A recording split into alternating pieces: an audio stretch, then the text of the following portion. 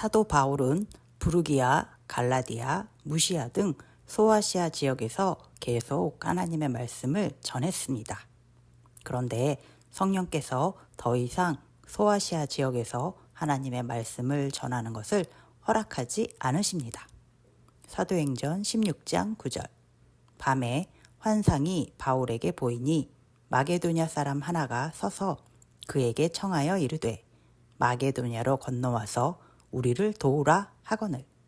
바울은 꿈을 꾸었습니다.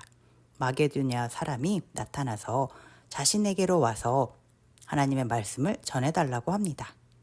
바울은 하나님이 보여주신 환상을 보고서 하나님께서 마게도냐로 가서 복음을 전하기를 원하신다고 깨달았습니다.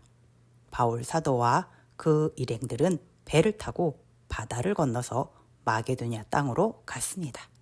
지금의 그리스 땅입니다. 사도행전 16장 13절.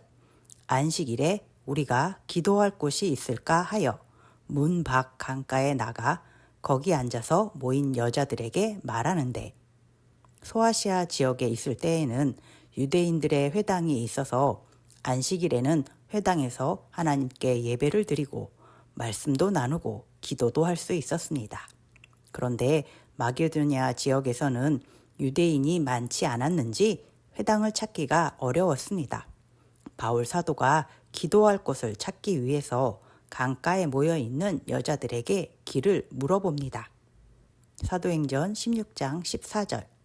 두아디라 시에 있는 자색 옷감 장사로서 하나님을 섬기는 루디아라 하는 한 여자가 말을 듣고 있을 때 주께서 그 마음을 열어 바울의 말을 따르게 하신지라. 그때 옷감 장사를 하는 루디아가 바울 사도의 말에 관심을 갖게 되었습니다. 루디아는 하나님을 믿는 사람이었습니다. 하나님께서 루디아의 마음을 움직여서 바울 사도를 돕도록 하셨습니다. 루디아는 바울 일행을 자신의 집으로 초대합니다. 그리고 온 가족이 다 하나님의 말씀을 듣고서 침례를 받았습니다. 바울 일행은 그 후로도 계속 루디아의 집에 머물면서 여러 사람들에게 하나님의 말씀을 가르쳤습니다. 하나님은 바울 일행의 선교 지역을 낯선 곳 마게도냐로 인도하셨습니다. 그리고 그곳에서 루디아의 가족을 만나게 하시고 그 가족과 여러 사람을 구원하게 해 주셨습니다. 복음을 전하는 것은 사람이 하는 것 같지만 사실은 하나님께서 인도하시는 것입니다. 하나님께서 구원의 말씀이 필요한 곳으로 하나님의 자녀, 예수님의 제자들을 보내는 것입니다.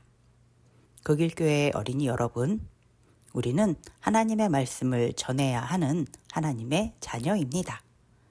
예수님만이 그리스도이심을 증거해야 하는 예수님의 제자입니다. 앞으로 하나님께서 우리에게 누구를 만나서 예수 그리스도를 증거하도록 하실지 기대하며 씩씩하게 나아가는 어린이가 됩시다.